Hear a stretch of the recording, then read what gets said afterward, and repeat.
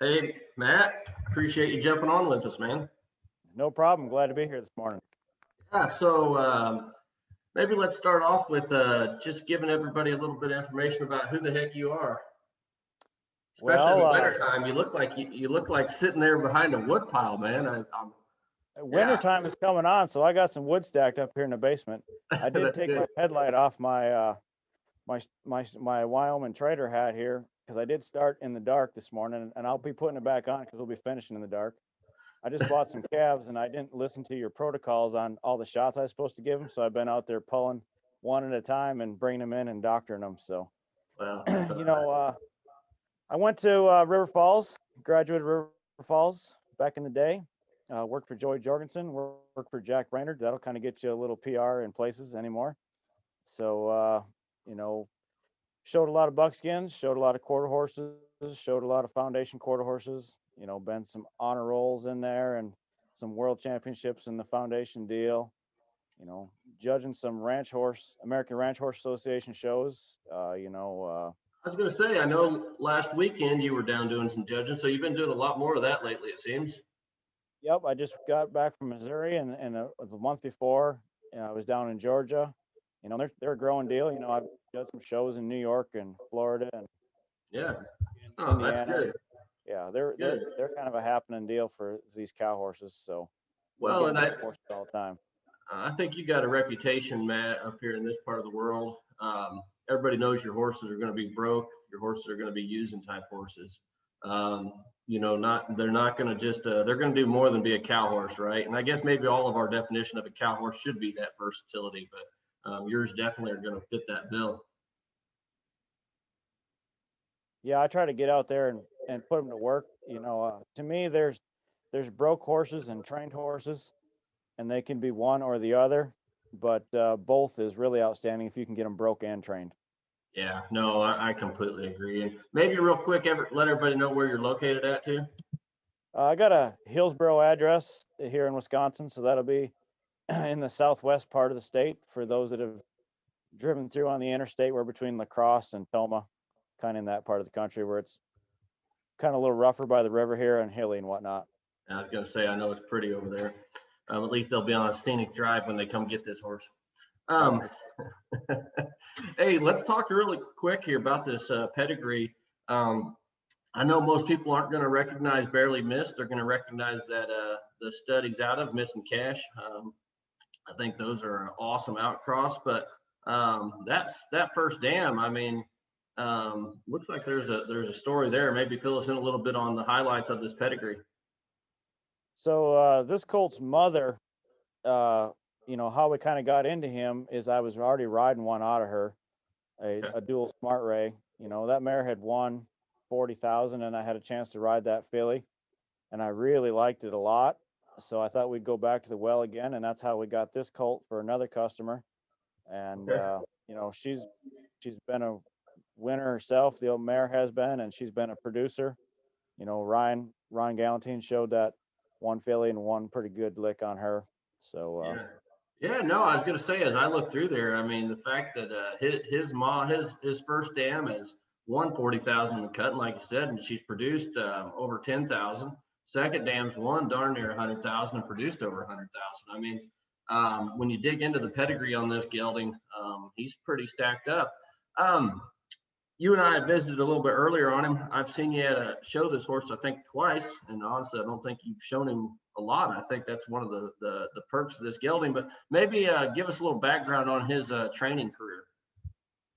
so my customer bought him as a yearling and took him home and grew him up, and she did a nice job of feeding him and getting him ready to work. She waited until he was 2 in June to bring him. That was kind of her personal preference, so that's what we Yep. did. So we went right to work and rode him straight through, and then we showed him one time in a 3-year-old futurity there at the North Central in August. Wow. So Well, Colt got once again, along good. Colt got along good. We had some pilot problems, but I'm in the level 1 for a reason. You know, remembering patterns and counting should be easy, but not always that easy. So I think we've all had those problems. So, but I think it's important. As we look at these broke geldings like this, I think it's pretty important. Um, on this one specifically to know that he wasn't rushed. He may have been a little bit of a later baby and a June baby, but you didn't start him until he was a true 2. And I think that bodes well for the longevity of these horses like that. So you showed him through his 3-year-old year. I'm going to go down here and click on a couple pictures just because I think it speaks to that. Right there, this would have been, this would have had to have been his 3-year-old year because he was actually in the snaffle bit. Yep. And that'd be a 3-year-old picture. And, I took him to that. I had hauled him around, took him to some shows and been, getting out of the herd and getting him to town. So he was used to all that, but he'll be fresh to the show pen. I did that show as a 3-year-old, and I went over there to the Northern Stock Horse Organization to their little open show and cruised him around there in September and got him another out. He really got along good at that show and showed just most excellent for me. Yeah. So I think we talked, I mean, he's been hauled a lot, but you've only showed him, I think, 3 or 4. And he sure enough acts like he wants to hit the ground and turn around, man. I don't know what he's like under saddle, but he's got an above average turnaround and he can really hit the ground. Good, bad, or indifferent. The truth about this horse is he had sliders on for 6 weeks before the horse show as a 3-year-old. And then he had them on there through that September show, and then sliders were back off him, and then I had him on again for a month before I took him to this show this summer. As a 3-year-old, I calved in about 300 mama cows on him, so I sure wasn't out there in the April snowstorms with sliders. Same thing here as a 4-year-old. I had quite a few grass cattle. Damien and I had about 100 head of cattle around here between us, and he was one of the horses I used on, out in the pasture. So, I will ride my show horses out there with sliders, but he was the horse I was doctoring on. So there was no sliders out there, but he knows how to use himself. Like, you could put keg shoes on him, running down and stop him. Yeah. He knows how to push. Yeah. So no, and I think that's what's unique. I mean, we have these videos here and there's some more people will see, but it looks like, were you riding him in a bridle there? Yep. A lot of times when I ride him at the ranch, I'll ride him in the bridle or a little short shank, colt bridle or whatever. But, he's broken enough that he'll ride around in the bridle, and I've worked on it some. Well, I think that's just great, though, for being into the hack more coming into his 5-year-old year. I think that's a good thing. The progression has been kind of what you'd want to have for going through the stages of a cow horse. Yeah, he's a pretty mover, and his sister was a pretty mover. So, yes. I mean, that mare, obviously, she's kind of stamping him pretty good. So, this horse can get a nice lick in the ranch riding. He's got he's got a really nice trot and a good jog. It's been a while, honestly, since I showed a horse that wanted to be with me so much at the horse show. Okay. Like, he just with you, and you can see from some of those pictures and videos that he's with a guy. Yeah, that's a good way to describe him, because he does. And yeah, I mean, this gelding, I don't know. Well, I told you at the last show, I darn near wanted to get on him and think I should buy him, but I really don't need any more horses around here. But yeah, he's the right kind. Talk about his disposition, how he rides outside, the level of rider, all those type of things. So the gal that owned him is a experienced trail rider, but hasn't had a lot of young horses, and she would pick him up and take him and ride him and get along that way. I don't turn my horses out a lot the way I'm set up here. They're in the barn a lot, and he can be in this barn for the weekend or a 3-day weekend, and you can just get on, go do your business. You don't have to lunge him or turn him out. You can just go do what you need to do. He's got a big old soft kind eye, and that's kind of who he is. Okay. He's good all that way. I turn him out here in the arenas and stuff with some other horses, and so he's used to that. Okay, good. He grew up outside. The gal that raised him, she runs her brood mares out with the beef cows in a 5-wire barbed wire fence. Okay. He's been a horse, and for people that are going to take him home and turn him out, he's going to know what to do, how to take care of himself. Yeah. Now, one of the things I wanted to point out too was you actually do own this horse. It was one of those deals where, my understanding, and you can fill in the details here, but it came about, you needed a gelding, the customer needed to sell, and you had the first shot there, and so it all worked out, and that's how you ended up with him. But you bought him as a 3-year-old?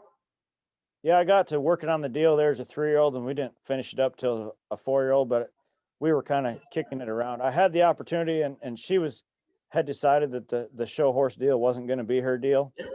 She loves her horses, and she wants to go and camp and ride, and I wasn't done ready to give up my chance to show them, whether they're mine or not. When I punch in for that long, they're kind of like mine, and I wanted a little bit more of a chance to take this horse to town.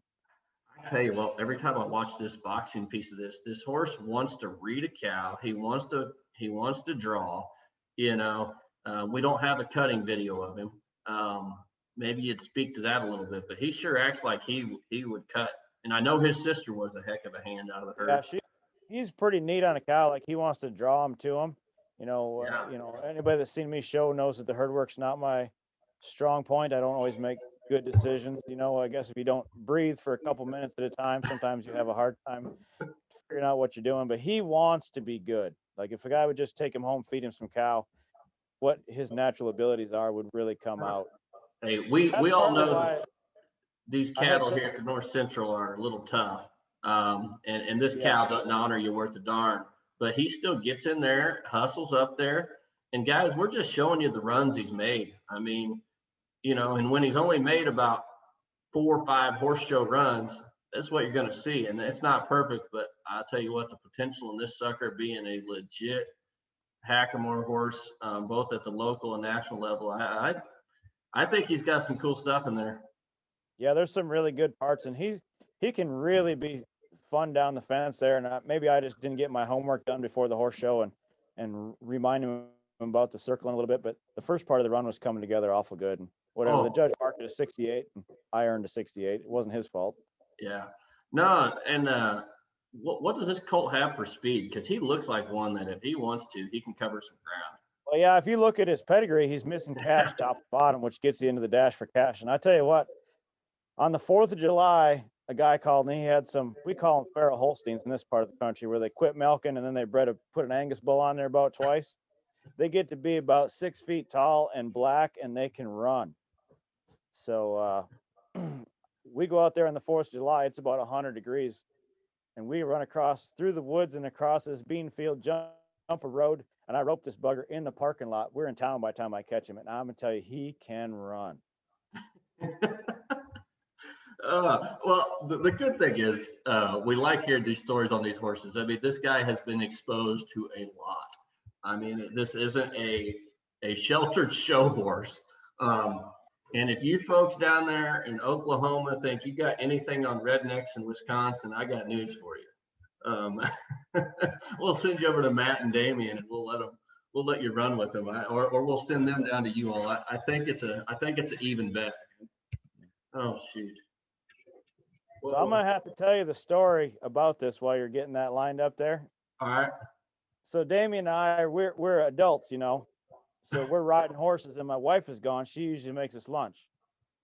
So, as adults, we could have made our own lunch, which we didn't do that. Or we could have ate leftovers, which we didn't do that. So we decided to go to town and have ice cream for lunch. And while we're there, the PBS lady walks up to us and says, "Are you guys cowboys? Our filming plan fell through. Would you guys like to do a show?" Are you guys cowboys? Which really cracked me up because, we've got some friends that we know that really advertise their motto quite a bit. And here we are eating ice cream, and we get to get on the TV. So that was pretty fun. That's right. Hey, I'm having operator errors here. I don't know what I'm doing, but we're getting to this video. So this PBS lady, okay, Wisconsin, and they came out, and I guess since you own this gelding, he's the one that ended up on here, huh? Yep. And you can see from that one little clip there, it was raining. We'd have to stop. I'm going down the fence in the mud.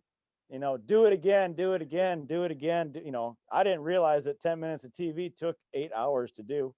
Oh my goodness. So they'd actually, People, there was the rest of your afternoon then, I guess, huh? yeah, people and drones. And I mean, we had a lot of action. So, Let's see, here we go. like, you probably can't tell by that, but that's about Man from Snowy River Steep right there. Some of that stuff is. Yeah. Well, I apologize, folks. My video quality here is probably not the best when as we're doing this, but you can see Chester here. He was the go-to guy for the PBS special. So if you want to see him cover some rough country out there, here's your chance. And Matt, everybody needs a sidekick, so you got Damien along with you. That's good. Yeah, we got Damien, the trusty sidekick. You know, we almost lost him because his horse did not accept the drone like mine did, and we thought he went to the neighbors, but he did come back after a while. That's good. I was gonna say, I'm sure it's one of those deals where you're training horses and you got everybody with video cameras on you. That's kind of a tough thing to do. Yeah, it was all right though. We got through it, and you know, Yeah. we got some outtakes. We could probably have some good supers sometime at the North Central at the luncheon. Oh, but all right. Well, hey, Matt, I sure appreciate you taking the time this morning. Folks out there, as you take a look at Matt's horse here, Chester, barely missed. If you have any questions, don't hesitate to get a hold of Matt. They don't make him any more honest than him, so he'll tell you everything he knows, and he'll tell you what this horse can and can't do. So get a hold of him. If you have any questions on the website, getting bids in or anything, get a hold of me, and we'll make sure this goes well for everybody. But thanks again, Matt. Thanks for being on here. Yep. Thanks a bunch. Have a good one. All right. Yep. Take care.